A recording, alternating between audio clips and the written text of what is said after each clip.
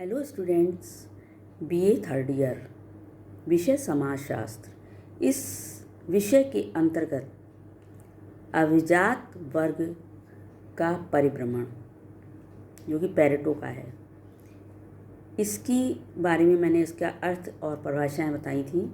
और आज मैं इस वीडियो में अभिजात वर्ग की विशेषताओं का वर्णन करूंगी। इनकी अभिजात वर्ग की जो विशेषताएं हैं वो इस प्रकार हैं।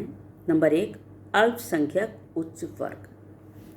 ये जो अभिजात वर्ग के जो सदस्य होते हैं वो सदैव अल्पसंख्यक होते हैं, मतलब मात्रा में, संख्या में कम होते हैं।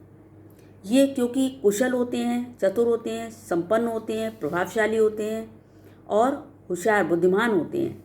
अतः प्रत्येक समाज में ऐसे व्यक्तियों की संख्या कम हुआ करती है। यहाँ तक कि प्रजातंत्र में भी सैद्धांतिक रूप से चाहे समानता की बात कही गई हो, किंतु वहाँ भी शासन तो अल्पसंख्यक लोग ही करते हैं। सत्ता में वे चुनाव के माध्यम से आते हैं, किंतु चुनाव में भी संपन्न और शक्तिशाली लोगों की ही विजय होती है। दूसरा है संगठित वर्ग। ये चूँकि संख्या में कम होते हैं इसलिए ये संगठित होते हैं और ये अपने हितों के लिए जागरूक भी हुआ करते हैं। और तीसरा है प्रभावशाली वर्ग। ये वर्ग उच्च होता है, बुद्धिमान होते हैं, चतुर होते हैं, शक्तिशाली होते हैं, इसलिए ये अपना प्रभाव जनता पर विशेष तौर से छोड़ पाते हैं, इसलिए इनको प्रभावशाली वर्ग के नाम से भी जाना जाता है। ये ही लोग देश की राजनीति दिशा तय करते हैं और लक्ष्यों की प्राप्ति के लिए साधनों का चयन करते हैं। ये लोग सत्ता के केंद्र में होते हैं और जनता इन्हें अपने हितों की रक्षक मानती है। और चौथा है विशिष्ट हित। अभिजात वर्ग के लोगों के हित जो हैं वो, या हित, रुचियाँ आदि जो आवश्यकताएं होती हैं वो अन्य लोगों से विशिष्ट होती हैं, इसलिए ये समाज में पृथक रूप से पहचाने जाते हैं। और पांचवा है विशिष्ट संस्कृति। इनकी संस्कृति भी अलग तरीके की होती है, विशिष्ट होती है, मतलब इनका रहन सहन, इनका खान पान, इनका पहनावा ओढ़ावा और इनकी समाज में इज्जत, ये सब जो है वो अलग से होती है और ये इसीलिए ये लोग अलग से पृथक रूप से पहचाने जाते हैं। और एक है अभिजात वर्ग में परिवर्तन। इनके जो वर्ग में जो परिवर्तन भी होता रहता है, ये जरूरी नहीं है कि ये उच्च पदों पर हैं तो वह हमेशा ही उस पदों पर हैं, ये निम्न पदों पर भी आ जाते हैं।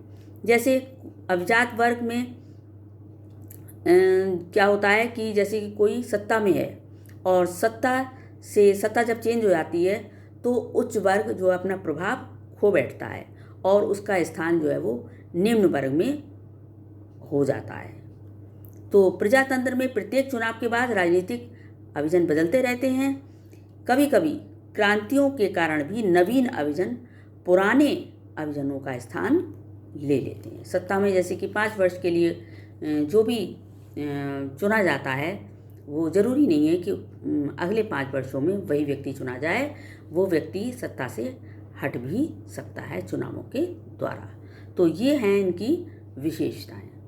और इसके बाद आता है कि अभिजात वर्ग के प्रकार। ये जो है वो कहते हैं कि विभिन्न विद्वानों ने अभिजात वर्ग के प्रकारों का उल्लेख किया है और यहाँ कुछ विद्वानों ने इस प्रकार उल्लेख किया है कि पेरेटो ने संपूर्ण समाज को अभिजन और गैर अभिजन 2 वर्गों में बांटा है। अभिजन को भी वे पुनः 2 भागों में बांटते हैं, शासक अभिजन और दूसरा अशासक अभिजन। अशासक अभिजन में वैज्ञानिक, बुद्धिजीवी, अभियंता आदि आते हैं, मतलब वो व्यक्ति जो शासन नहीं करते हैं लेकिन उच्च पदों पर होते हैं वो व्यक्ति। और मेरी कोलाविंस्का ने फ्रांस के अभिजात वर्ग का अध्ययन करने के दौरान उसके 4 प्रकारों का उल्लेख किया। अमीर लोग, सामंत वर्ग, सशस्त्र कुलीन वर्ग और धर्मोपदेशक। ये 4 प्रकार बताए उन्होंने। और सी राइट मिल्स ने अमेरिका के 3 अभिजात वर्गों का उल्लेख किया: निगमों के प्रधान, राजनीतिक नेता और सेना प्रमुख। और इसी तरीके से टीवी वाटरमोर ने 3 प्रकार के अभिजनों का उल्लेख किया, बुद्धिजीवी, प्रबंधक और नौकरशाह।